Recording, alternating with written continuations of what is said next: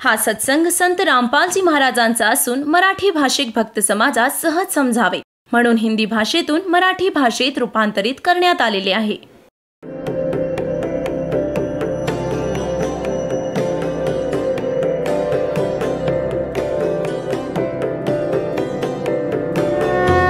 और ज्ञान सब ज्ञान डी कबीर ज्ञान सो ज्ञान और जैसे घोड़ा तोब कायम करता चले मैदान. जगद्गुरु तत्वदर्शी संत रामपालजी महाराजांचे अमृत वचन सर्व पवित्र धर्मांच्या व पवित्र शास्त्रांच्या आधारावर.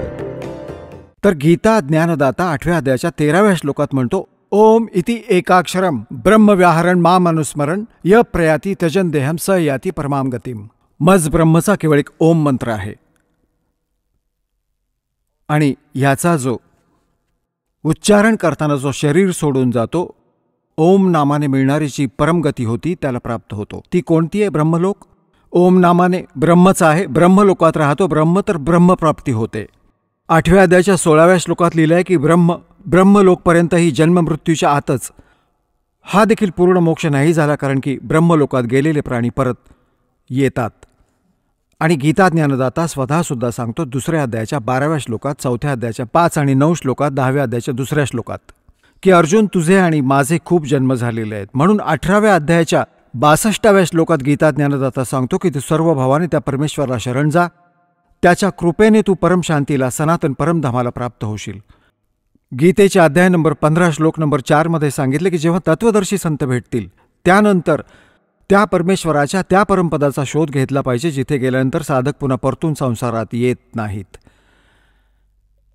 आणि ज्या परमेश्वराने सर्व ब्रह्मांडांची रचना केली आहे आणि केवळ त्याचीच भक्ती करा, हे गीता ज्ञानदाता सांगतो. तर याने सिद्ध आहे की श्रीमद भगवद्गीतेचं ज्ञान देणाऱ्यापेक्षाही अजून एक सुप्रीम पॉवर आहे. आता श्रीमद भगवद्गीतेचं ज्ञान कोण देत आहे? जो हे म्हणतोय की माझं एक ओम नाम आहे. ओम नाम ब्रह्मच आहे. आणि हा ब्रह्म कोण आहे? हा काळ आहे. याने प्रतिज्ञा करून ठेवली की मी कोणाही समोर प्रत्यक्ष रूपाने येणार नाही, माझं कर्म आणि जन्म अलौकिक आहेत. गीताजी अध्याय नंबर 4 आणि श्लोक नंबर 9 मध्ये सांगतो की अर्जुन माझे कर्म आणि जन्म दिव्य आहेत, अलौकिक आहेत.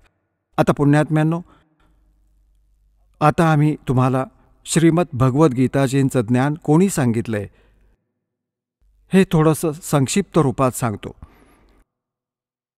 श्रीकृष्णजींचा तर रोलच नाहीये गीताजींच्या ज्ञानामध्ये. कसं? तर श्रीकृष्णजी युद्धाच्या पक्षात नव्हते या महाभारताच्या युद्धात, आणि 3 वेळा ते गेले शांतिदूत बनून. समजावण्याचा प्रयत्न केलाय कौरव आणि पांडव यांना. शेवटी इथपर्यंत निर्णय घेतला की एका बाजूला मी असेन, एका बाजूला माझी सेना असेल, आणि मी शस्त्रसुद्धा नाही उचलणार, प्रतिज्ञा केली.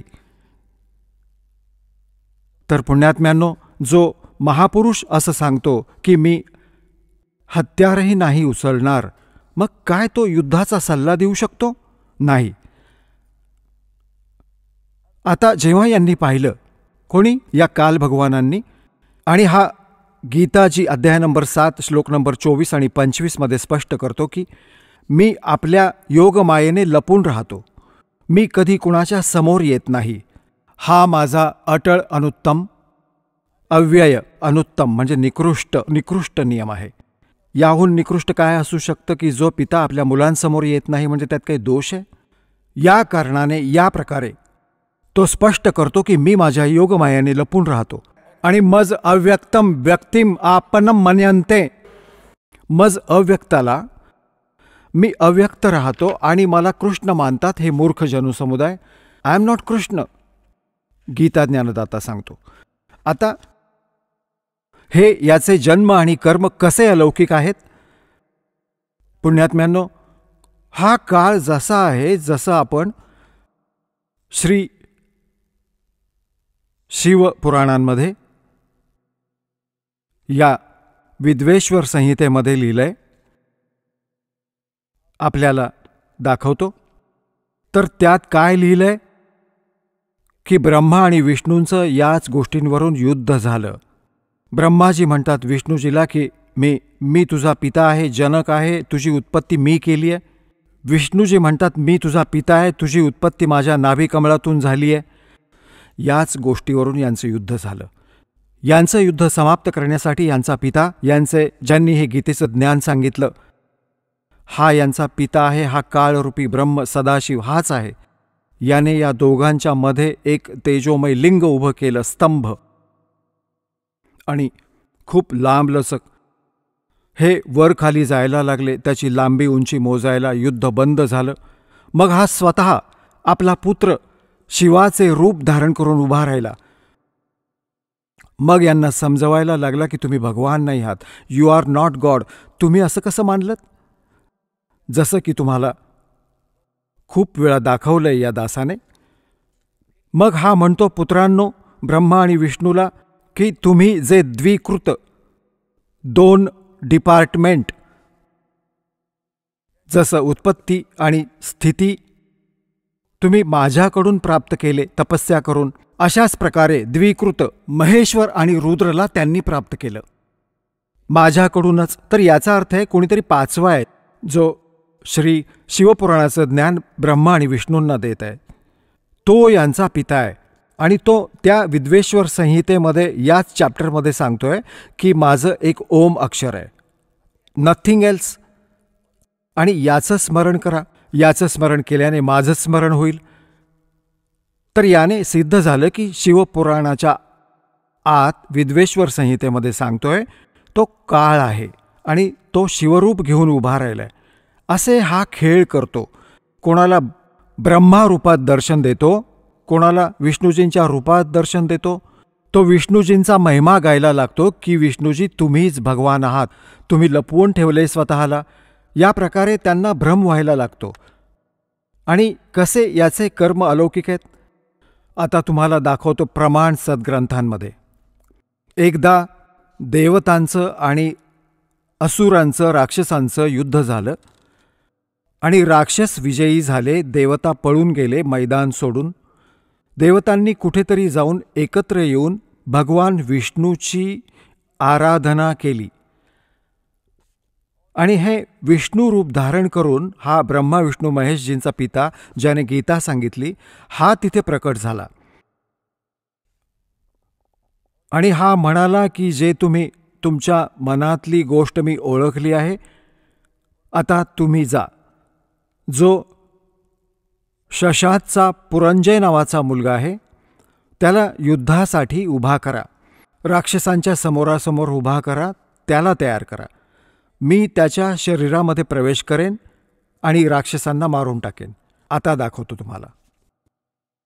हे पहा, श्री विष्णू पुराण, गीता प्रेस गोरखपूरहून प्रकाशित आहे. हे आहे विष्णुपुराण सचित्र हिंदी अनुवाद सहित. यात संस्कृतही सोबत आहे. अनुवाद मुनीलाल गुप्त, गीता प्रेस गोरखपूरहून प्रकाशित आहे. प्रकाशक आणि मुद्रक गीता प्रेस गोरखपूर, गोविंद भवन कार्यालय, कोलकाताचे संस्थान. हा आहे अध्याय नंबर 2 आणि चतुर्थांश आणि 233 पानावर आहे विष्णुपुराण. आता आपण आपल्याला इथे घेऊन येतो. 233 पानावर इथून वाचूया. पूर्वकालीन त्रेतायुगात एकावेळी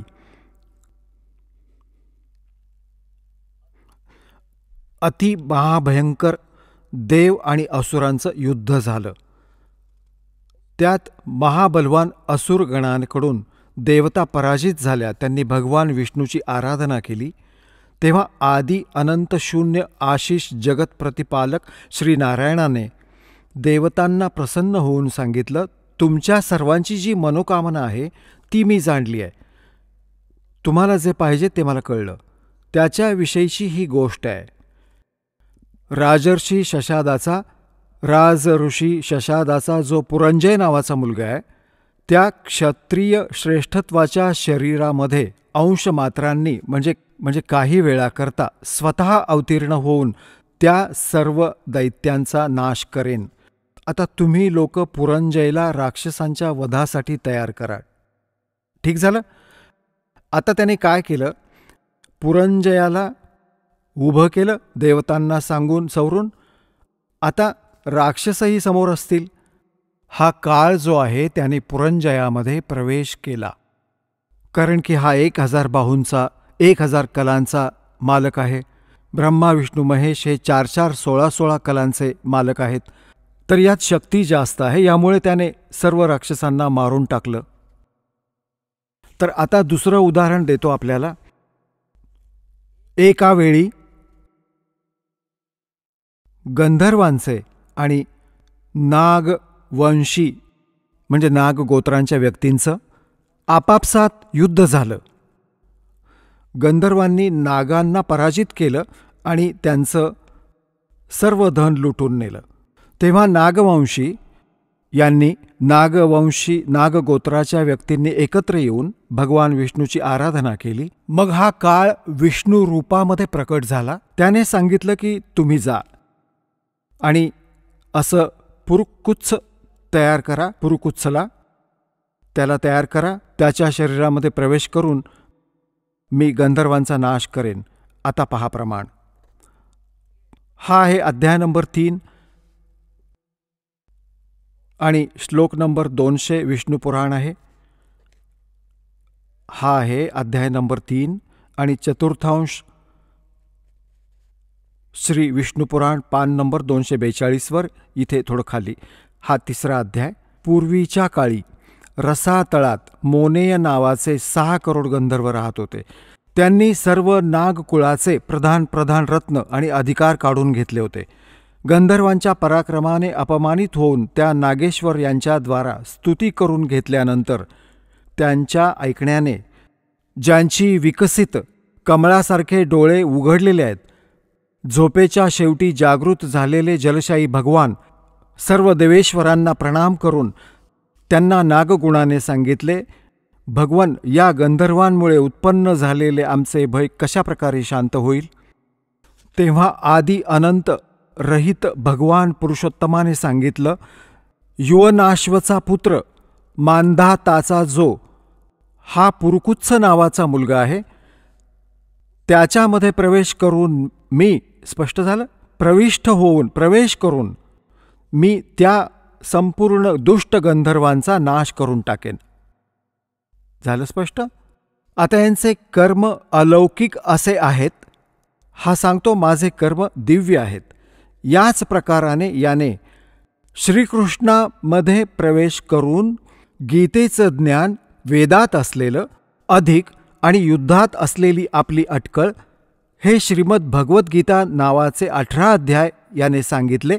आणि शेवटी घाबरवून धमकावून विराट रूप धारण करून भयंकर रूप दाखवल्यावर, ज्याला पाहिल्यावर अर्जुन कापायला लागला, अर्जुनासारखा योद्धा, आणि शेवटी घाबरून हो म्हटलं अर्जुनाने, की त्याने विचार केला की याचा उद्देश युद्ध करण्याचा आहे. आणि जर मी नाही म्हटलं आणि याने परत विराट रूप धारण केलं तर मला हार्ट अटॅक येईल. म्हणून याने यात आपलं भलं समजलं की मरायचं तर आहेच मला, युद्ध केलं तर तिथेही मारला जाऊ शकतो, आणि जर याने परत विराट रूप दाखवलं तरीही मारला जाऊ शकतो मी. आणि भगवानाच्या उद्देशाशी तो परिचित झाला होता की याला युद्ध हवं आहे. तर याने सांगितलं की मला सर्व समजलंय, आपल्याला जे म्हणायचं आहे ते, मी युद्ध करेन. श्रीकृष्ण युद्ध करवेल. पहिल्यांदा तो तर नको म्हणत होता की नाही तुम्ही युद्ध करू नका, नाश होईल. आणि मग हे काय म्हणतात आमचे धर्मगुरू, की अर्जुन क्षत्रिय धर्माचं पालन करत नव्हता म्हणून भगवानांनी त्याला प्रेरित केलं. अरे श्रीकृष्ण स्वतः क्षत्रिय होता, आणि काल यवनांनी जेव्हा हल्ला केला मथुरेवर, स्वतः भगवान युद्ध सोडून पळून गेले होते. याच कारणाने त्यांना रणछोड भगवान म्हणत होते. त्यातही त्याने, तर त्यावेळी त्यांनी आपल्या क्षत्रिय धर्माचं पालन, त्याग केलं होतं, ज्या कारणाने अनर्थ टळेल, नाश होणार नाही. तर काय ती व्यक्ती मग क्षत्रिय धर्माचं पालन करण्यासाठी नाश करण्याचा सल्ला देऊ शकते? तर पुण्यात्म्यांनो, आपल्याला या सद्ग्रंथांशी स्वतः परिचित व्हायचं आहे. ठीक आहे, यांनी जेवढं ज्ञान दिलं ते त्यांच्या स्तराचं, ते त्यांच्याजवळच राहील. आता आपण सद्ग्रंथांच्या अनुसार साधना करूयात आणि ज्ञान ग्रहण करूयात. आता आपल्याला दाखवतो की श्रीकृष्णजींना तर माहिती नाही की मी काय बोललो होतो गीताजीमध्ये. आता दाखवतो. आता पुण्यात्म्यांनो, महाभारताचं युद्ध झालं, कौरवांचा नाश झाला, पांडव राजगादीवर विराजमान झाले. त्यावेळी श्रीकृष्णाच्या आतून काळ निघून गेला. ओन्ली श्रीकृष्ण विद्यमान होता, प्रेझेंट होता. एक दिवस श्रीकृष्णाने सांगितलं की आता मी परत जातो द्वारकेला आणि तुम्ही तुमचं राज्य करा. अर्जुनने सांगितलं की भगवान, तुम्ही आम्हाला काही सत्संग अध्यात्मज्ञान सांगून जा, कारण की तुम्ही आमचे गुरु आहात. एक सत्संग करून जा. जेव्हा श्रोतागण समोर बसले होते, अर्जुन आणि श्रीकृष्ण तिथे फिरत होते, सत्संगाच्या वेळेची वाट पाहत होते, श्रद्धाळू लोक येत होते. तेव्हा श्रीकृष्णजींना अर्जुन म्हणाला, भगवान कृपया मला तेच ज्ञान ऐकवा जे आपण युद्धादरम्यान मला ऐकवलं होतं, म्हणजे ते गीताजीचं ज्ञान मला ऐकवा. आता मी विसरून गेलो आहे, बुद्धीच्या दोषाने मला लक्षात नाही राहिलं. श्रीकृष्णजी म्हणतात, तू खूप मोठा श्रद्धाहीन आहेस अर्जुन, तू खूप बुद्धिहीन आहेस, तू त्या ज्ञानाला लक्षात का नाही ठेवलंस. आता अर्जुनाला तर रागवत आहेस की तू ते लक्षात का नाही ठेवलं, आणि स्वतः म्हणतात की मी तुला जसंच्या तसं नाही सांगू शकत, कारण की त्यावेळी मी योगयुक्त होऊन हे ज्ञान सांगितलं होतं. भल्या माणसांनो, की युद्धासारख्या भयंकर वेळी फक्त योगयुक्त होता येत असेल तर या शांततेच्या वेळी काय हरकत आहे योगयुक्त होण्यासाठी.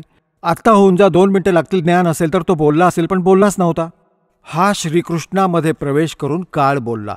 जसं आपण पाहत आहात, एक प्रेत आत्मा दुसऱ्याच्या शरीरात प्रवेश करत असतो आणि ते प्रेत बोलत राहतं, खूप काही बोलून जातात. त्याच्या जाण्यानंतर त्या शरीरातली आत्मा आपली सचेत होते. मग त्यांना कोणी दुसरेच सांगतात, तू असं बोलत होतास, तसं बोलत होतास, असं बोला. त्याला काही माहीत नाही की तो काय बोलला होता, ते दुसरेच सांगतात. तो म्हणतो की एक दिवस मी असंच बोलत होतो.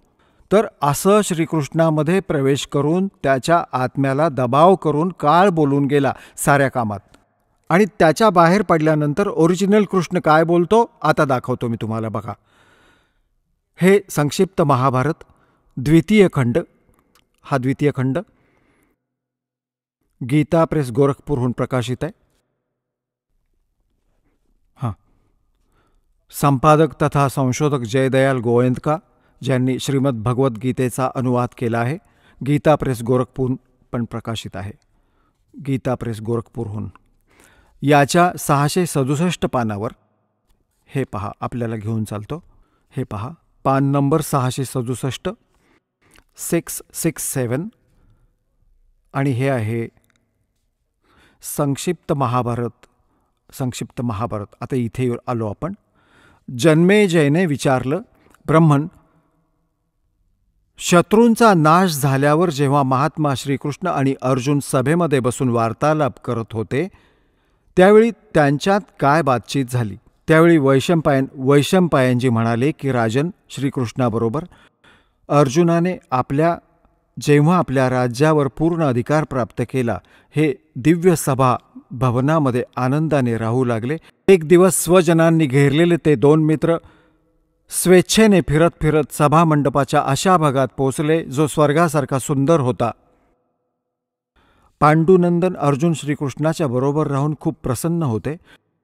त्यांनी एकदा त्या रमणीय सभेला बघून भगवानाला विचारलं की देवकीनंदन, जेव्हा युद्धाची वेळ आली होती त्यावेळी मला तुमच्या महात्म्याचं, आता इथे चर्चा चालली आहे त्यांची, महात्म्याचं ज्ञान आणि ईश्वरीय स्वरूपाचं दर्शन झालं होतं की परंतु हे केशवा, तुम्ही प्रेमाने आधीही मला जे ज्ञान उपदेश केला होता त्यावेळी बुद्धी दोषामुळे विसरून गेलो आहे.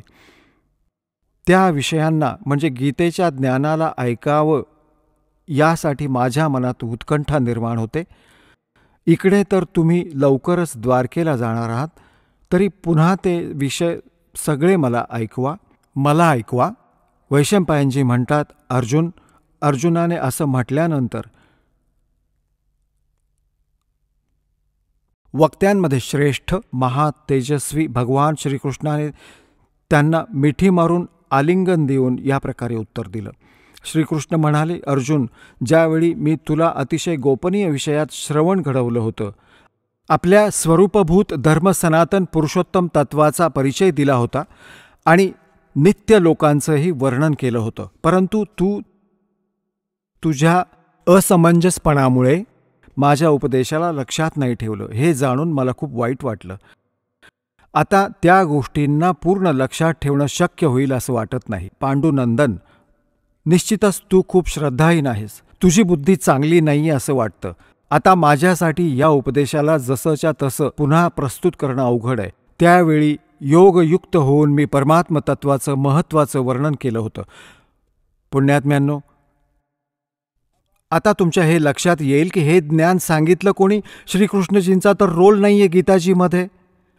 आता हे स्वतः म्हणतायत की मी आता जसं हा दास तुम्हाला सत्संग ऐकवतोय आणि आपण मला 10 वर्षांनंतर विचारा की या विषयावर तुम्ही 10 वर्ष आधी सांगितलं होतं, कृपया परत ऐकवा.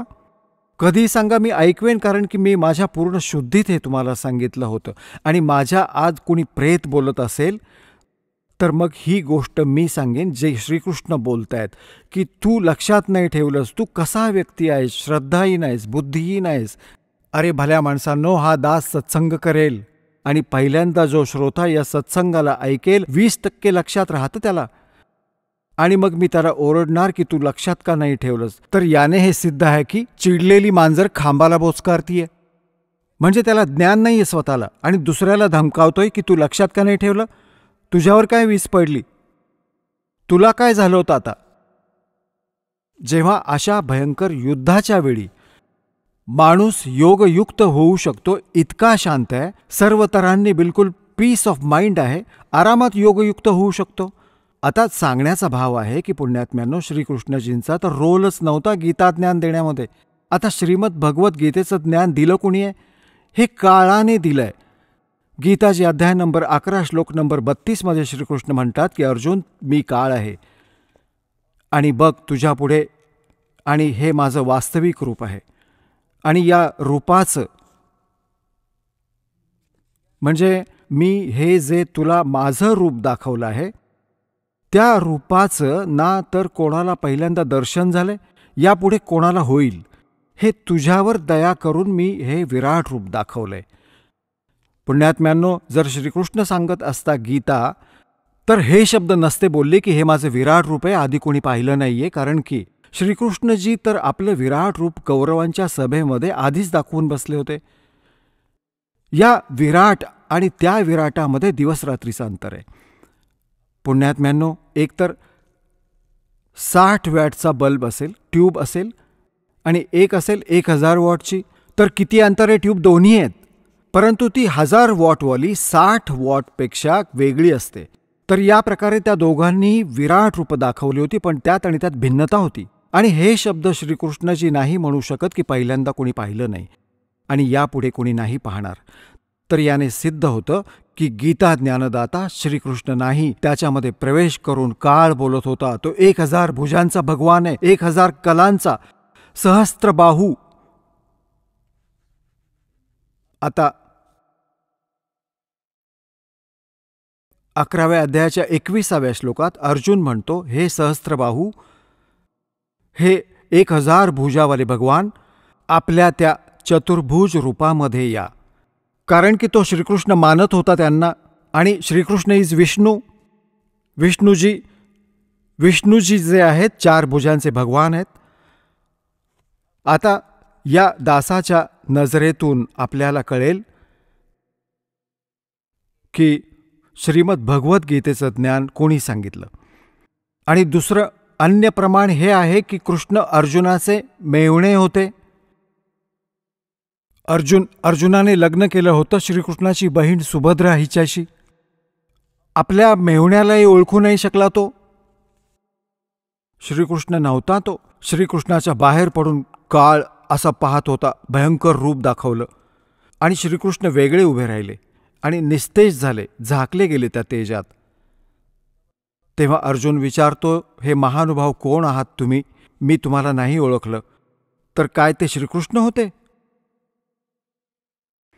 अजूनही खूप सारे पुरावे आहेत की श्रीकृष्णजींनी गीतेचं ज्ञान नाही सांगितलं. श्रीकृष्णजींनी पहिल्यांदा कधी काळ नाही म्हटलं स्वतःला, नंतर कधी काळ नाही म्हटलं. श्रीकृष्णजींजवळ जेवढ्या गायी होत्या, गुराखी गोपाळ होते, गोपिया होत्या, सगळे येऊन प्रेम मिळवत होते, त्यांच्याकडे पाहत होते, निरखून पाहत होते. काय ते काळ असू शकत होते? तर पुण्यात्म्यांनो, श्रीमद भगवद्गीतेचं ज्ञान या क्षरपुरुष ब्रह्मनी दिलं, जो ब्रह्मा विष्णू महेश यांचा पिता आहे. यालाच आमचे धर्मगुरू, यालाच परमब्रह्म म्हणतात. या काळाला की हा मूर्तिरहित आहे, या आकारात आला तर सदाशिव बनला, ब्रह्माजी सांगतात. आणि मग याने आपल्या शरीरातून एक स्त्री काढली, आपल्या शरीरातून वेगळी, आपल्या श्रीअंगातून वेगळी होणार नव्हती. ती कोण होती? ती दुर्गा होती. परमेश्वराने काढली होती या काळाच्या पोटातून, जे तुम्हाला सृष्टी रचनेमध्ये खूप वेळा सांगितलं आणि दाखवलं. तर हे श्री शिवपुराण, त्यामध्ये तुम्ही पाहता रुद्रसंहितेमध्ये तुम्हाला कालही दाखवलं होतं आणि अजूनही दाखवतं वेळ आल्यावर. तर यात स्पष्ट आहे की श्री दुर्गाजींकडून आणि श्री शिव म्हणजे या काळरूपी भगवानापासून विष्णूजींची उत्पत्ती झाली, या दोन्हींच्या सृष्टिक्रमाने, आणि अशीच ब्रह्माजींची उत्पत्ती झाली. आणि मग विद्वेश्वर संहितेमध्ये आपण पाहिलं 5. मुळात हा बोलणारा वेगळा आहे आणि शिव, ब्रह्मा, विष्णू आणि रुद्र या चौघांना हा उपदेश देतोय. तर हा कालरूपी ब्रह्मदेव आहे. याने गीता ज्ञान सांगितलं आणि याने आपली स्थिती सांगितली की तुझे आणि माझे खूप जन्म होऊन गेलेत अर्जुन, तू नाही जाणत, मी जाणतो. आणि म्हणून परम अक्षर ब्रह्म 18व्या अध्यायाच्या 62व्या श्लोकात याने सांगितलं, जर तुला पूर्ण मोक्ष पाहिजे, परम शांती पाहिजे, तर त्या परम अक्षर ब्रह्मला शरण जा. त्याच्या कृपेने तू परम शांतीला आणि सनातन परमधामाला प्राप्त होशील. आणि हा त्याच्यासाठी ऑप्शन सोडला की तू तत्वदर्शी संतांचा शोध घे, ते संत जसे सांगतील तशी तू भक्ती कर, तुझं पूर्ण कल्याण होईल. बोलो सतगुरुदेव.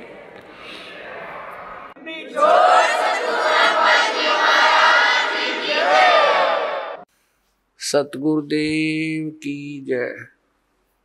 बंदी छोड़ कबीर परमेश्वर जी की जय. बंदी छोड़ गरीबदास जी महाराज जी की जय. स्वामी रामदेवानंद जी गुरु महाराज जी की जय हो.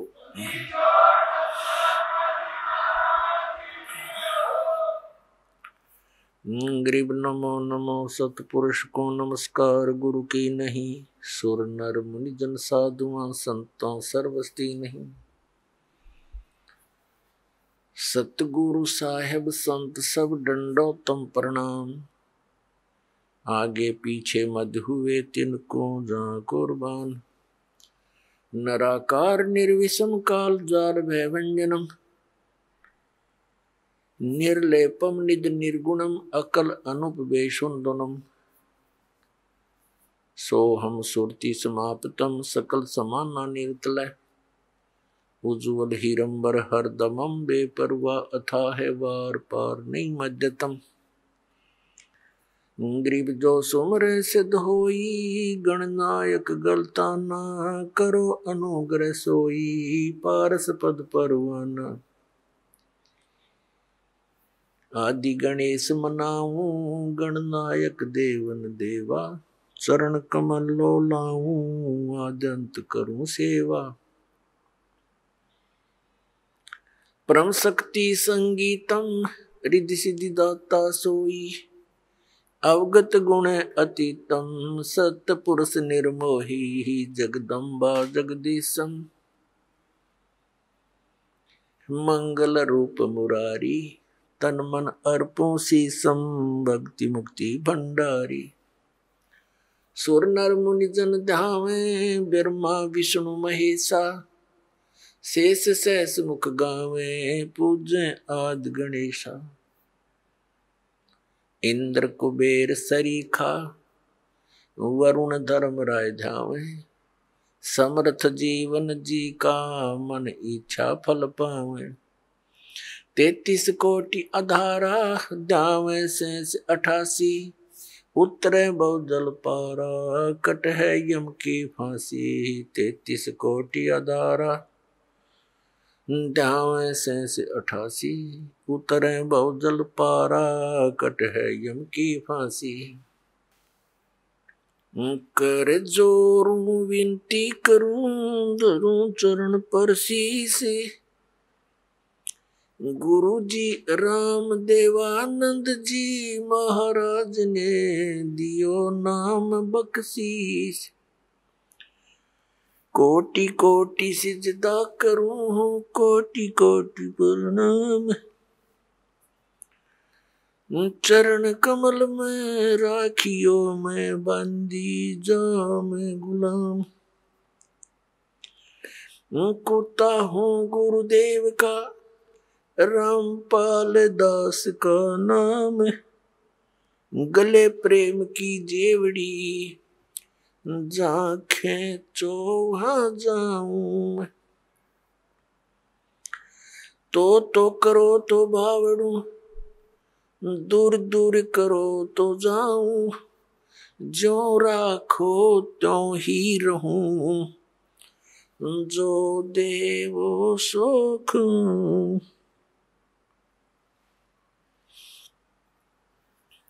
जय इब के सतगुरु मिले सब दुख आँखों रोए। चरणों ऊपर शीस धरूं कहूं जो कहनी हो। कबीर साईं मिलेंगे पूछेंगे कुशलात। आद अंत की सब कहूं अपने दिल की बात। गुरु जी तुम ना भूलियो चाहे लाख लोग मिल जाए। हम जैसे तुमको बहुत हैं तुम जैसे हमको नहीं। तुम्हारे विसारे क्या बने मैं किसकी शरण में जाऊं। शिव वृंश मुनि नारद तिनके हृदय न समाऊं। अब गुण किए तो बहुत किए अब गुण किए तो बहुत किए करत न मनिहारे। बावे बंदा बख्श दियो हो बावे गर्दन उतार। परमपिता परमात्मा पूर्ण ब्रह्म सर्व सृष्टी रचनाहार कुलप्रमुख कबीर परमेश्वरजी यांच्या असीम कृपेने हे पुण्यात्म्यांनो आपण हे अमृतज्ञान ऐकत आहात। त्या परमात्म्याची आपल्यावर अत्यंत कृपा आहे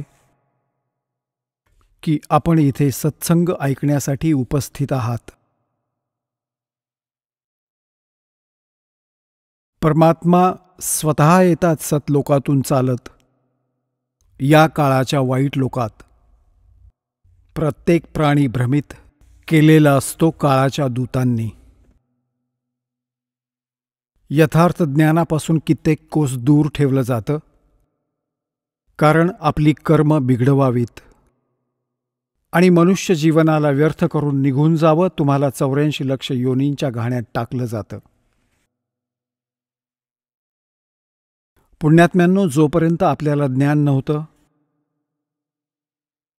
आपणास सत्संग ऐकायला मिळाला नव्हता तर आपण आपली ती परंपरागत कर्मे जे आपले वाडवडील करीत आले होते तीच अंतिम मानून समर्पित झालो होतो। परंतु आत्म्यामध्ये भगवानाची आसक्ती राहून राहून उचंबळून येत होती की भक्ती भगवानाची करायलाच हवी। मग हा लोकवेद ऐकायला मिळाला होता. त्याच आधारे काही कधी हनुमानजींना पूजत, काही श्रीकृष्णजींचे गुणगान करत, कधी विष्णूजींची महिमा ऐकत, कधी रामायण महाभारत ऐकून आपली संतुष्टी करून घेत होते. परमात्म्याने येऊन हे ज्ञान दिले की मनुष्य जीवन हे परमात्म्याच्या प्राप्तीसाठीच प्राप्त झालेलं असतं. मनुष्य जन्म मिळूनही जे भक्ती नाही करत ते अशीच कर्मे करतात जी अन्य प्राणी करत आहेत. मूल जन्माला घालणं, त्यांची देखरेख नि त्यांचं सगळं पालनपोषण आणि परत त्यांच्याकडून वंश वाढेल अशी अपेक्षा करत आपण आपलं जीवन नष्ट करत चाललो होतो. कारण की मनुष्य जीवनाचं एक मुख्य कार्य परमात्म्याची भक्ती, आत्मकल्याण हेच मूळ रूपाने आहे आणि याचं आम्हाला ज्ञान नव्हतं. यामुळे आम्ही जे काही घडायचं होतं आपल्या भाग्यात ते आपणच करत आहोत असं आपल्याला वाटत होतं. जसं आपण लहान असताना हे बुजुर्ग बसून आपसात गोष्टी करायचे. एक म्हणायचा, मला 2 मुलं 2 मुली आणि सगळ्यांची लग्न करून दिली, लग्न लावली आणि देवानं दया केली, सगळ्यांना मुलंबाळ झाली आणि मुलं मुली सगळ्यांना देवानं दिलेली आहेत. माझं कर्तव्य पूर्ण झालं. आता देवानं नेलं तरी चालेल, म्हणजे आता त्यानं न्यावं. माझं काम पूर्ण झालं. आता आपण याच गोष्टीला फायनल मानून चाललो होतो की इतकंच काम आहे मनुष्याचं. पण पुण्यात्म्यांनो, परमात्म्याच्या ज्ञानप्रकाशात हे लक्षात आलं की जे काम मनुष्य जीवनात करायला हवं होतं ते तर सुरूही नाही केलं आपण. हे तर जीवन नष्ट केलंच, सफल नाही झालं आपलं. जसं कोणी म्हणतं की मी हे केलं, मी ते केलं, मी हे करणार आहे, ही जीवाची मोठी चूक आहे. जसं विवाहानंतर प्रत्येक प्राण्याची इच्छा असते की आपल्याला पुत्रप्राप्ती हवी. पुण्यात्म्यांनो, तसं तर अध्यात्म मार्गामध्ये पुत्र आणि पुत्रीमध्ये थोडंसंही अंतर आपल्या हृदयामध्ये नसेल जेव्हा ज्ञान प्राप्त झालेलं असेल. तसंही परमात्मा काहीही आपल्या संस्कारात, मुलगा असेल मुलगा ठीक, मुलगी असेल तर मुलगी ठीक, परंतु जे रामनाम घेणारे आहेत ते आमच्यासाठी आमचे पुत्र आहेत, अन्यथा ते काळाचे दूत मानावे. आता परमात्मा काय म्हणतो की समजा कुणी म्हणतोय की मी माझं काम पूर्ण केलं, मी असं केलं, मुलांची लग्न केली, घर केलं आणि असं तसं केलं, ही चूक आहे प्राण्याची. जसं विवाहानंतर प्रत्येक प्राण्याची लोकवेदांच्या आधारे, दंतकथांच्या आधारे इच्छा असते की देवानं पुत्र द्यावा आणि मुलगी होते, जन्म मुलीचा होतो. मग सगळं कुटुंब या आशेवर असतं की भगवान पुढचा तर मुलगा देईल, पण तीही मुलगीच होते. तिसऱ्या वेळेस मुलाची इच्छा केली तरीही मुलगीच होते, चौथीही मुलगी, पाचवीही मुलगीच होते. तर काय आपल्या इच्छेनुसार झालं? काय आपण केलेलं तेच झालं जे भाग्यामध्ये लिहिलेलं होतं. तर पुण्यात्म्यांनो, शहाण्याला संकेतच पुरेसा ठरतो. आता आपण जे करायला हवं होतं ते सत्संगाने ज्ञान मिळालं. ते कोणतं ज्ञान होतं? परमात्म्याने येऊन सांगितलं की जोपर्यंत हा प्राणी सुखी आहे, ह्या खोट्या सुखाला प्राप्त आहे, तोपर्यंत तो समजतो की मी पूर्ण ठीकठाक आहे. कारण की जोपर्यंत प्राण्याची पूर्वजन्मातील पुण्य सर्व संस्कार चालतात, तोपर्यंत त्याने कितीही खोटी कामं केलीत, त्याच्या प्रारब्धातील आधीच्या जन्मात लिहिलेलं पुण्य त्याला मिळतंच मिळतं. त्याला पुत्रही होईल, पुत्रीही होईल आणि ती संतानसुद्धा नेक होऊ शकतील. पण पुढे भक्ती न करण्याने जसं बॅटरी चार्ज असते आणि ती बॅटरी चार्ज असताना कशी सगळी कामं करते, पंखा चालवते, ट्यूब पण चालते, पण चार्जर लावलेला नसेल तर तिची क्षमता संपून जाईल, ती डाऊन होईल आणि मग त्यानंतर सगळ्या सुविधा संपून जातील. तर याच प्रकारे पूर्वजन्मातील संस्कारी प्राणी पूर्वीच्या जन्मजन्मांतरांचे शुभसंस्कार केलेले त्यांच्यासोबत आहेत. भले ते काहीही भक्ती ना करोत, पूर्ण दिवस दारू प्यायले, पत्ते कुटले आणि स्वतःला कितीही सफल समजलं, अगदी मंत्री झाले, प्रधानमंत्री झाले, म्हणजे त्यांच्या पूर्वजन्माची बॅटरी चार्ज आहे आणि ज्यावेळी ती डाऊन होईल त्यावेळी पहा काय काय हाल होतील. तर आता हे आपल्याला आधीच माहीत झाल्यावर आपण आधीच आपला चार्जर लावला, भगवानाची कृपा झाली, आपल्याला चार्जर नीट मिळाला, तर आपल्यावरती आपत्ती येणार नाहीत. नाहीतर मग भगवानाच्या भक्तीची आवश्यकताच नाही. आणि जर कुठली आपत्ती आलीच तर परमात्मा अशी मदत करेल, जग पाहतच राहील. म्हणूनच परमात्म्याच्या शोधात हा प्राणी अनेक युगांपासून आहे. आणि आता ती साधना, तो भगवान आपल्याला मिळाला, जो आपलं संरक्षण करतो, आपल्याला जो वाचवतो आणि मोक्ष देतो.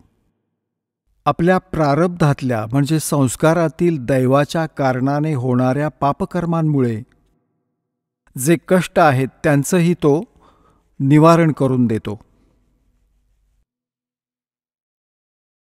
पुण्यात्म्यांनो,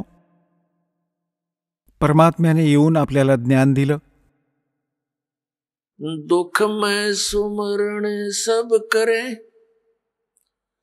सुख में करे ना कोई, जय सुख में सुमरण करे, तो दुख काहे को होवे।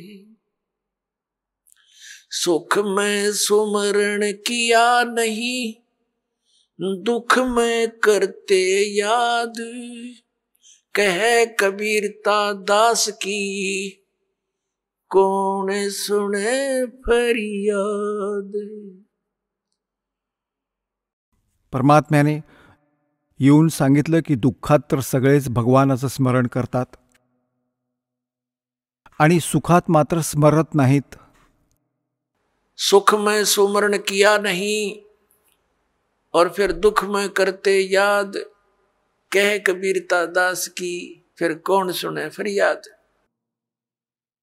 तर पुण्यात्म्यांनो, ज्या व्यक्ती आज स्वतःला या खोट्या सुखात सुखी मानतात आणि त्या या आपत्ती येण्याआधीच त्या परमेश्वराच्या चरणी लीन होतात, भक्ती करतात, तर त्यांच्या वाट्याला येणारे कष्ट, कर्माचे कष्ट नाही येणार. आणि जो या खोट्या सुखात रमलाय, पुण्यात्म्यांनो, प्रत्येक प्राण्याचं प्रारब्ध बनवलं जातं. प्रारब्ध म्हणजे आमच्या पुण्य आणि पाप तिथे भगवानाच्या दरबारात संचित आहे, डिपॉझिट आहे बँकमध्ये. तर त्यायोगे आपल्याला मनुष्य जीवन येतं ॲव्हरेज रेशोने. पुण्याच्या हिशोबाने पुण्य काढलं जातं आणि पापाच्या हिशोबात पाप, दोन्हींचं मिश्रण करून आपल्याला एक मनुष्य शरीर मिळतं. ज्यांचं पुण्य जास्त संचित आहे त्यांचा पुण्याचा रेशो जीवनात जास्त असतो, परंतु पापांचा समावेशही नक्कीच होतो. तर जोपर्यंत पुण्य चालतंय तोपर्यंत हा विचार करतो की माझ्यावर काहीही होणार नाही, आणि जेव्हा पापांचा विषय सुरू होतो तेव्हा हा भरकटतो, रडतो, वाईट पद्धतीने डोकं आपटून मग परमात्म्याचं स्मरण करतो. त्यावेळी मग परमात्मा त्याविषयी म्हणतात, आछे दिन पाछे गए, गुरु से किया ना हेत, अब पछतावा क्या करे, चिड़िया चुगेगी खेत। मग परमात्मा दयाळू आहे. म्हणतात, पीछे गई सो जान दे, ले रहती को राख, उल्टी ला चढ़ाइयो, करो अपूठी चाक। आता ते दयाळू काय सांगतात की चांगले दिवस मागे पडले, सद्गुरूंचा शोध घेतला नाही आणि आता पस्तावून काय फायदा, वेळीच आपल्या शेताची राखण केली नाहीस, त्यातल्या पिकाला चिमण्यांनी खाऊन टाकलं. मग परमात्मा म्हणतात कि चेत सके तो चेत ले, आधा आधा पदा उभार, जे काही थोडंफार उरलं आहे ते तरी आता सांभाळ, ते तरी उभं कर.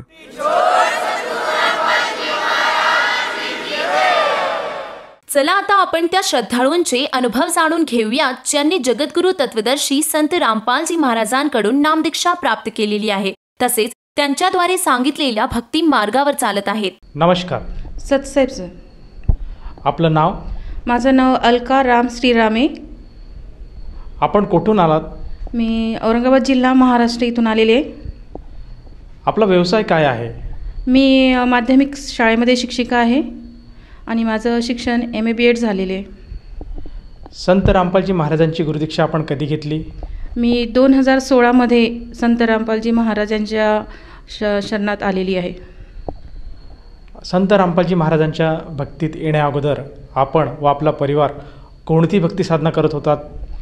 संत रामपालजी महाराजांच्या शरणात येण्यापूर्वी आम्ही जी पारंपरिक पूजा अर्चना असते तीच अर्चना करत होतो. जसं मी माझं सांगते की दर सोमवारी शिवलीला अमृत 11वा अध्याय याचं वाचन करायची, तसेच गुरुवारी श्री गजानन महाराजांची पोथी वाचायची, तसेच दर पौर्णिमेला सत्यनारायण पूजा, एवढं मी सगळं करायची. आणि करायची याच्यासाठी की मला ह्या काळामध्ये काही अडचणी होत्या, त्या अडचणीतून माझं निवारण व्हावं ह्या उद्देशाने मी ते सगळं करायची. त्या ज्या दिवशी पूजा केली किंवा उपवास पकडला त्या दिवशी थोडं अंशतः मला समाधान वाटायचं, पण ज्या उद्देशाने करायचे तो उद्देश माझा काही पूर्ण झालेला नाही ह्या जे पारंपरिक पूजा अर्चनाने. जसं तुम्ही सांगत आहात की तुम्ही एक शिक्षिका असताना तुम्ही जी महाराष्ट्रामध्ये प्रचलित अशी भक्ती साधना आहे ती पण आपण करतच होतात आणि ह्या अनुषंगाने करत होतात की जे आपल्याला काही दुःख आहेत त्या दुःखाचं निवारण झालं पाहिजे, परंतु ती भक्ती साधना करत होतात त्या भक्तीतनं तुम्हाला दुःखाचं निवारण झालं नाही. तर संत रामपालजी महाराजांची भक्ती करावी अशी प्रेरणा तुम्हाला कशी झाली? आता त्याचं कारण असं आहे की मी जेव्हा शिकत असताना 11वीला होते तेव्हा माझी मैत्रीण होती, ती राधास्वामी पंथ याच्यात जोडलेली होती ती आणि तिचा परिवार. तर मी त्यांच्या घरी जाणे न करायची आणि त्यामुळे मला कबीर सागर, अनुराग सागर हे एक कबीर परमेश्वराचं पुस्तक माझ्या वाचण्यात आलं. मला वाचण्याची फार आवड होती त्या काळापासूनच. ते वाचण्यात आलं तर त्या पुस्तकाच्या प्रथम पानावरच देवी देवतांबद्दलची काही माहिती लिहिलेली होती. ती मला वाचून जरा वेगळं वाटलं. अरे, आपण ज्या देवी देवतांना इतकं पूजा अर्चा करतो, आपण त्यांना आदर्श मानतो, त्या देवी देवतांबद्दल असं का बरं लिहिलं असावं? ते थोडं म्हणजे वेगळंच होतं. माझ्या वाचनात तरी ह्यापूर्वी किंवा ऐकण्यात पण कधीच आलेलं नव्हतं की देवी देवतांनी अशा पद्धतीचे कार्य केलेले आहेत जे चुकीचे. आपण इतर कोणी सामान्य माणसांनी केलं तर असं कसं काही पाप करतात असं विचार करतो, पण ते देवी देवतांनी जर असं केलेलं असेल तर आपण का त्यांची पूजा करावी हा विचार माझा त्या काळापासून, म्हणजे जेव्हा मी 11वीला होती तेव्हाच माझ्या मनात हे सगळं आलं. मला थोडं वेगळं वाटलं आणि माझी जरा जी श्रद्धा होती ती तशी तुटतच गेली. पण जसं आई म्हणायची की नाही तू हे कर ते कर, जरा सोमवारचा व्रत कर, मग कसं असतं आपल्याकडे करायला पाहिजे मुलींनी, मग चांगलं नवरा मिळतो किंवा अशा पद्धतीचं ते बोलणं होतं तिचं. मला ते पटतच नव्हतं, तरी पण मी करायची, पण वरून करायची. असं मनापासून माझी कधीच अशी उपवास मी मनापासून केलेला नाही. करायला जर लावला मला बळजबरी तर मी काय करायची, चोरून काहीतरी खाऊन घ्यायची, असं होत होतं. तर तेव्हाच माझ्या मनात ते राधास्वामी पंथाशी मी जोडले. मी पण राधास्वामी पंथांचे गुरु केहरसिंगजी महाराज यांच्याकडून नामदीक्षा घेतली. त्यांची भक्ती होती ज्योतनिरंजन, ओंकार, आरंकार, सोहम, सतनाम हा जो मंत्रजाप दिला होता ते मी करायची. जवळजवळ 15 वर्ष मी ते केलं. आणि जेव्हा माझं लग्न झालं, मी तेव्हा नागपूरला होते. लग्न झाल्यानंतर मी चंद्रपूरला आले आणि चंद्रपूरला आल्यानंतर माझं हे सत्संगशी संपर्क पूर्णतः तुटला. असं काहीच माध्यम नव्हतं मला सत्संग ऐकायसाठी, फक्त पुस्तक तेवढे होते. तर जेव्हा मी औरंगाबादला आल्यानंतर माझ्या मनात मला एक हे होतं, समाधान होतं की मी गुरु केलेले आहे. कबीर परमेश्वराजीचं ज्ञान माझ्यात तेव्हापासूनच आलेलं होतं. मला फार आवडायचं, ते खूपच मला अट्रॅक्ट केलेलं होतं त्या ज्ञानाने. मला असं वाटायचं की नाही, मी काहीतरी केलेलं आहे, मी मिळवलेलं आहे. पण जेव्हा बघितलं की माझे मिस्टर ते ह्यांच्याशी अगदी अनभिज्ञ होते, त्यांना देवी देवतांचं एवढं काही वेड नव्हतं, पण असलं काहीच करत नव्हते. आणि मेन म्हणजे त्यांना ड्रिंक्स, ते नशा करायचे, दारू वगैरे घ्यायचे, परत तंबाखू वगैरे घ्यायचे, आणखी काय काय बरंचसं होतं त्यांना. पण मला ह्या 2 गोष्टी माहीत होत्या की हे त्यांचं होतं. आणि सर एक सांगायचं म्हटलं तर असं सांगावंसं वाटतं की मी 2014मध्ये विनाअनुदानित शाळा ही जॉईन केली. त्याआधी मी प्रायव्हेट स्कूलमध्ये जॉब करत होते, आम्ही दोघंही करत होतो, त्यामुळे घर अगदी व्यवस्थित चालायचं. पण जेव्हा मी शाळा जॉईन केली 2014मध्ये, तेव्हा सुरुवातीला मला 3 वर्ष पेमेंट नव्हता. मी अगदी चांगल्यातून चिखलात रुतल्यासारखं मला फिलिंग यायची की मी असं काय कृत्य केलं. पण जेव्हा मला एक पॉझिटिव्हनेस म्हणजे नेहमी राहायचं की नाही, मी गुरु केलेलं आहे ना, माझं कधीच वाईट होणार नाही. पण घरातलं वातावरण बिघडत चाललं होतं, कारण की अर्निंग सोर्स आमच्याकडे काहीच नव्हता. माझे मिस्टर पण थोडं डिप्रेशनमध्ये येऊ ते घरीच राहिले. 2 वर्ष त्यांनी जॉब केला नाही. 3 वर्ष तर शाळा जॉईन केल्यानंतर मला पेमेंट नव्हताच. मग घरच्या ज्या गोष्टी होत्या, जसं घर भाडं देणं, खाणं पिणं, मुलांचं एज्युकेशन, ह्या गोष्टीत मला कर्ज वगैरे बरंचसं घ्यावं लागलं. आणि डिप्रेशन घरात इतकं वाढलं की आमच्या घरात शांतता भंगत झाली. सारखं लहान लहान गोष्टीवरून वाद व्हायला लागलेत. मी अक्षरशः पूर्ण निराश होऊन गेलेले होते किंवा असं मदतीचा हात मला कुणाचा दिसत नव्हता. जरी मी गुरु केलेला होता राधास्वामी पंथमधला, तरी मला त्याचा काही फायदा इतका व्हावा तसा होत नव्हता. तर अचानक दसऱ्याच्याच दिवशी आम्ही देवीच्या दर्शनाला गेलो आणि तिथे पुस्तक सेवा चालू होती. संत रामपालजी महाराजांची ज्ञानगंगा ह्या पुस्तकांचं हे होतं, पॉम्पलेट होतं. ते माझ्या मुलांच्या हातात पडलं. आम्ही दर्शनाला गेलो होतो त्या मंदिरात, तिथे ते आम्ही घरी आणलं आणि घरी आणल्यानंतर सहज ठेवलं ते. तर दुसऱ्या दिवशी मी वाचलं ते. तर त्या कबीर महाराजीचं सगळं ज्ञान होतं, म्हणजे पॉईंट होते त्या पुस्तकाच्या, त्या पॉम्पलेटवर ज्ञानगंगा ह्या पुस्तकाची माहिती होती. तर मला इतकं असं वाटलं की 15 वर्षापासून मी जे माझा संपर्क तुटलेला होता ना, ते मला मिळालेलं आहे. मला एकदम अंगात असं उत्साह आला माझ्या अंगात की नाही, हे पुस्तक आपण ताबडतोब मागवायचं, कधी मी मागवेल, कधी वाचेल, असं होऊन गेलं. मी ते फोनच्या माध्यमाद्वारे मागितलं आणि योगायोग असा की ते पुस्तक माझ्या मिस्टरांच्या हातात पडलं. मी शाळेत गेलेली असताना त्यांना मिळालं ते पुस्तक. ते घरीच होते त्या काळात, काही जॉबला पण जात नव्हते. तर त्यांनी घरी असल्यामुळे दिवसभर अगदी रात्रभर ते पुस्तक वाचून काढलं त्यांनी ते. तर पुस्तकाच्या मागे ना नंबर दिलेला होता. मी त्यांना फोन केला, म्हटलं भाऊ मला ना ह्या आश्रमात जायचं आहे, कशा पद्धतीने जाता येईल तुम्ही सांगता का? ते म्हणाले ताई तुम्ही असं करा, तुम्ही एक तर आमच्याकडे या किंवा मी तुमच्याकडे येतो, तुम्हाला त्याला समजून सांगतो. म्हटलं ठीक आहे. आम्ही त्यांच्याकडे गेलो तेव्हा त्यांनी सांगितलं हे असं असं ज्ञान आहे, आपण जे पारंपरिक भक्ती करतो ना, देवी देवता वगैरे पूजतो, याच्या पलीकडची ही भक्ती आहे आणि त्या भक्तीने आपल्याला काही फायदा होणार नाही, पण ह्या भक्तीने नक्कीच होईल. घरातल्या अडचणी इतक्या होता ते बघून म्हटलं ठीक आहे, करूनच घेते. आम्ही नगरला गेलो आणि तिथे आम्ही संत रामपालजी महाराजांची गुरुदीक्षा घेतली दोघांनी. जसं तुम्ही सांगत आहात की तुम्ही संत रामपालजी महाराजांकडनं पती आणि पत्नी दोघींनी मिळून संत रामपालजी महाराजांची गुरुदीक्षा घेतली, तर या गुरुदीक्षा घेतल्यानंतर जे आपले क्लेश होते, जे कलह होते, ते मिटलेत का? आणि या भक्ती साधनेतनं आपल्याला काय काय लाभ प्राप्त झालेत? सर आम्ही 2016मध्ये जसं संत रामपालजी महाराजीच्या शरणात आलेलो होतो, त्याच्यानंतर माझा एकच उद्देश होता त्या काळामध्ये भक्ती करण्याचा की ह्यांची जी व्यसन आहे ते पूर्णतः मुक्त व्हावं. कारण की घरात जो व्यक्ती व्यसन जर करत नसेल तर आपोआपच त्या घरात चांगलं होणार आहे. आणि व्यसन करत असेल तर अगदी लहानाची गोष्ट मोठी होण्यात काहीच वेळ लागत नाही. माझा मेन उद्देशच तो होता की यांचं जे काही दारू वगैरे, तंबाखू वगैरे ते सुटायला पाहिजे. बाकी असं मोठं मोटिवेशन नव्हतं. आणि त्यासाठी संत रामपालजी महाराजांनी एक आम्हाला अनुभव असा दाखवला की त्या काळात त्यांना पोटात एक गाठ झाली तर थोडा ताप वगैरे यायला लागला. त्यांनी मनावर नाही घेतलं, होतच राहतं असं, थंडी वगैरे यांनी आलं असेल. पण जेव्हा ती मोठी झाली तर आम्ही औरंगाबाद हेडगेवर हॉस्पिटल आहे तिथे गेलो. त्यांनी ऑपरेशन सांगितलं. ऑपरेशनचा खर्च जवळजवळ 70-75 सांगितलं. त्यावेळेला आम्ही काही देऊ शकत नव्हतोच. ते मी म्हटलं यांना घाबरू नका, आपण घाटीमध्ये जाऊ, औरंगाबादमध्ये जे मोठं हॉस्पिटल आहे तिथे जाऊ. तिथे गेलो, तिथे ट्रीटमेंट घेतली. आणि ट्रीटमेंट घेताना नामदीक्षा तर घेतलेलीच होती. कुणी मी भक्तांना एक दुसरे जे आहे ह्या भक्तीतले भाऊ, त्यांना म्हटलं असं असं आहे, काय करावं? ते म्हणे तुम्ही एकदा दिल्लीला आश्रमात जाऊन या.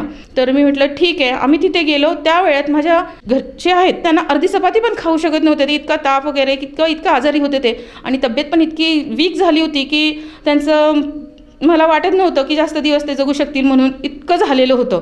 तर आम्ही गेलो तरी हिम्मत करून जवळजवळ 10 दिवस थांबलो तिथे, आणि त्या 10 दिवसामध्ये इतकं चेंजेस झालं की ते अर्धी चपाती खाऊ शकत नव्हते. मला म्हणायचे मी तिथे गेल्यानंतर ना दिवसातून 3-3दा जेवण करायचो म्हणे तिथे. मला फार आवडायचं तिथे जे तिथलं वातावरण होतं आश्रमातलं, ते मला इतकं म्हणजे त्यांनी ते 8-10 दिवसात चेंजेस पूर्णपणा फरकच पडला. तिथनं जेव्हा मी रिटर्न आलो तेव्हा ते कंटिन्यू रेग्युलरपणे जायला लागले कंपनीत वगैरे.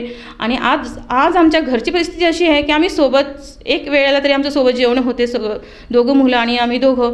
घरातली जे वातावरण एकदम शांत झालेले. शेजारचे लोक विचारतात बरं का, आधी तर तुमचे फार भांडणं व्हायचे, आता खूप शांतता आहे. मी त्यांना हसून म्हणते संत रामपालजी महाराज आहे, त्यांचा आशीर्वाद आहे, त्याच्यामुळे झालं. तुम्ही सगळं स्वतःच्या डोळ्याने बघितलंय ना काय परिस्थिती होती आणि आता कसं आहे. ते म्हणतात हो. अशा पद्धतीने आम्हाला त्यांचा लाभ झाला. आणखी दुसरा लाभ असं म्हणायचं आहे, जेव्हा मी 2014ला विनाअनुदानित स्कूल जॉईन केलेली होती तेव्हा पगार नव्हताच आणि डिप्रेशनमध्येच जात होतो. जे कोणी लोक ह्या फील्डमध्ये एज्युकेशन फील्डमध्ये त्यांना माहिती आहे की ह्या फील्डमध्ये किती राजकारण आहे. फार चुकीचं आहे, फार म्हणजे फार चुकीचं आहे. आल्यानंतर कळतं की आपण चुकीच्या व्यवसायात उतरलो. आज अशी परिस्थिती झाली आहे शिक्षणाची. तर मलाही असं वाटायचं, पण मी गुरुजींना नेहमी म्हणायची गुरुजी काहीतरी दया करा, मी काही चुकीचं तर केलेलं नाही आहे. आणि नेमकं 2016ला ज्या वर्षी मी नामदान जे घेतलं त्याच वर्षी शाळेला ग्रँट आली, 20% ग्रँट आली आणि आमचा पगार चालू झाला. आज आमची जी मानसिकता होती ती पूर्णपणे क्लिअर झालेली आहे आणि आज सुखी समाधानी आम्ही जीवन जगत आहोत. ताई, जसं तुम्ही सांगत आहात की संत रामपालजी महाराजांनी जी तुम्हाला सद्भक्ती दिली, त्या सद्भक्तीमुळे आपल्याला व आपल्या परिवाराला नाना तऱ्हेचे लाभ प्राप्त झाले. आपल्या शाळेला अनुदान प्राप्त झालं, आपली जी सॅलरी होत नव्हती ती सॅलरी सुरळीत व्हायला लागली. तसेच आपले पती हे घरीच राहत होते, ते परत एकदा नोकरीसाठी जॉईन झाले आणि ते नोकरी करायला लागले आणि आज आपण सर्व कुटुंब सुखी समाधी राहत आहात. तर या अनुषंगाने आपण भक्त समाजाला काय संदेश द्याल? मी भक्त समाजाला प्रार्थना करेल आणि समाजातल्या अशा घटकाला प्रार्थना करेल की जे नैराश्य होऊन गेले, नैराश्यात आलेले, त्यांना असं वाटतं की नाही आता आपलं संपलंच, काहीच नाही, आपल्याला कुठूनच काही मदत मिळू शकत नाही किंवा आपलं काही चांगलंच होऊ शकत नाही. तर अशांना मी प्रार्थना करेल, तुम्ही जर सगळं करून कंटाळले असेल तर फक्त हा एक शेवटचा पर्याय म्हणून ह्या भक्ती करायला काही हरकत नाही. तुम्ही फक्त कुठली गोष्ट करताना आपण ती पारखून घ्यायला पाहिजे आणि नंतर त्याचा विश्वास ठेवायला पाहिजे. तर तुम्ही फक्त 4 महिने ही भक्ती करून बघा आणि 4 महिन्यानंतर तुमच्यात पॉझिटिव्ह तुम्हाला परिणाम दिसले तर तुम्ही पूर्णतः आयुष्यभर ही भक्ती करा. परमेश्वर याच्यात इतकी शक्ती आहे की तुमचं आयुष्य जरी कमी लिहिलेलं असेल तर ते वाढवून देऊ शकतं आणि भक्ती करायला लावू शकतं. आज मी माझे एक 12 वर्षाचा मुलगा आहे आणि एक 18 वर्षाचा मुलगा आहे. आज मला असं वाटतं की मी त्यांना सुद्धा ह्या भक्तीत आणलेलं आहे, आमच्यामुळे ते आलेले आहेत. गुरुजींनी त्यांना पण आपल्या आश्रयात घेतलेलं आहे. तर ही मोखरी संपत्ती त्यांना मिळाली. इन फ्युचर पुढच्या आयुष्यात ते कधीच कुठल्याच व्यसनाच्या आहारी जाणार नाही हे मी अगदी लिहून देऊ शकते. जसं तुम्ही सांगत आहात की संत रामपालजी महाराजांकडनं भक्ती साधना घेतल्यानंतर साधकाला बरेचसे लाभ प्राप्त होतात. तर ह्या अनुषंगाने जर कोणा साधकाला संत रामपालजी महाराजांची गुरुदीक्षा घ्यावायची असेल तर तो साधक गुरुदीक्षा कशी घेऊ शकेल? सर, सत्संग प्रवचन बऱ्याचशा चॅनलवर चालू असतात आजकाल. त्या चॅनलवर सत्संग चालू असताना काही नंबर्स आहे, फोन नंबर ते फ्लॅश होत राहतात. त्या नंबरद्वारे तुम्हाला घरपोच पुस्तक सेवा पण होऊ शकते आणि तुम्हाला नामदान घ्यायचं असेल तर ते तुम्हाला कुठे नामदान सेंटर आहे, तुमच्या राहत्या घरापासून जवळ कुठे आहे याची माहिती अगदी ताबडतोब तुमच्यापर्यंत पोहोचवू शकते. त्याद्वारे तुम्ही तिथपर्यंत पोहोचू शकता. धन्यवाद. सत्साहेब.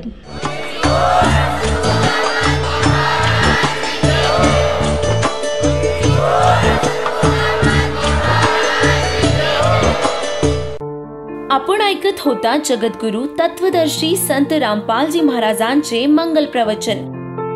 निशुल्क नामदीक्षा प्राप्त करण्यासाठी आणि अधिक माहितीसाठी संपर्क करा 7030303951 7030303952.